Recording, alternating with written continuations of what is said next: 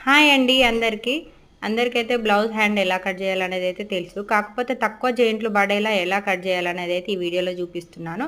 ఇప్పుడు నేను hand folding అయితే ఎలా చేస్తామో అదే విధంగా చేశాను. కాకపోతే ఏంటంటే మనము హ్యాండ్‌కు ఒక్క సైడే జాయింట్లు అయితే పడతాయి. ఖచ్చితంగా జాయింట్లు పడయని కాదు.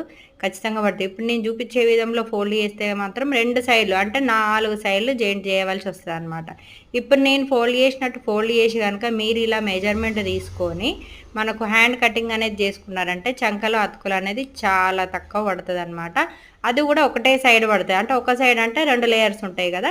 ఆ 2 లేయర్స్‌కి అయితే జాయింట్లు అయితే పడతాయన్నమాట. ఇప్పుడు నేను చూపించే విధంగా సంక నుంచి భుజం వరకు ఇలా పట్టుకొని మనకు టైట్ ఎంతవరకు కావాలో అంతవరకు చూసుకొని దాని అవతల ఇంకొక 2 ఇంచులైతే మనం యాడ్ చేసుకోవాలి. అంటే మీరు ఖర్చు ఎంత పెట్టుకుంటారో అది మీ ఇష్టం అండి. 1.5, 2 ఇంచులు అట్లనైతే పెట్టుకుంటారు కదా! నేనైతే కామన్‌గా 2 ఇంచులు పెట్టుకుంటా అనమాట. అయితే ఇప్పుడు హ్యాండ్ వచ్చేసి అయితే చూస్తున్నారు కదా! 9, 10 ఇంచుల వరకైతే పెట్టేశాననమాట. చంక డౌన్ అనేది పొడుగు చేతులు అంటే 9, 10 అలా ఉన్నప్పుడు మనకు 3.5 చంక డౌన్ అయితే తీసుకోవాలన్నమాట.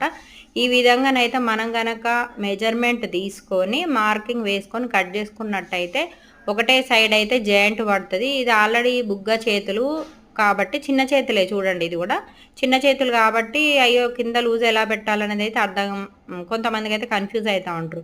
చిన్న చేతులు కాబట్టి కామన్‌గా పైకైతే దొడ్డుగుంటది చెయ్యొచ్చేసి. కిందకి వచ్చే వరకు కొద్దిగా సన్నగా ఉంటది కదా!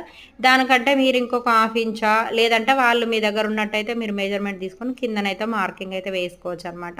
నేనైతే పైనుంచెళ్ళి కింద వరకు చూసుకుంటే ఒక హాఫ్ ఇంచ్ చేంజ్ అయితే పెట్టేసాను. వాళ్ళు కావాలంటే మళ్ళీ స్టిచ్ కూడా చేసుకోవచ్చు. ఇప్పుడైతే వీడియో చూస్తున్నారు కదా! అబ్బా! ఎక్కడ సైడ్ జాయింట్లు పడ్డాయనేసి. ఒక సైడ్ అయితే పడలేదనమాట. అంటే ఇంకో 2 సైడ్‌లు మనకైతే జాయింట్లు పడే అవకాశం అయితే లేదు. 2 సైడ్‌లు అయితే మనం చిన్న జాయింట్ అయితే వేసుకోవాల్సి వస్తది. ఇలా కొంచెం చాలా వరకైతే పడతాయి జాయింట్లయితే. ఇలా గనుక మనం చేసినట్టయితే ఒక 2 సైడ్‌లే జాయింట్లయితే పడే అవకాశం ఉంటది. ఒకసారి మీరు ట్రై చేయండి. చాలా ఈజీ ఉంటదైతే. ఇదైతే నాకైతే జాయింటింగ్ వేసే విషయంలో ఇది చాలా మంచిగా అనిపించింది. ఈ టిప్ అయితే ఎవరికైనా యూజ్ అయితే షేర్ చేయండి అబ్బా! లైక్ అయితే ఇచ్చుడు మర్చిపోకుండుల్లోయ్.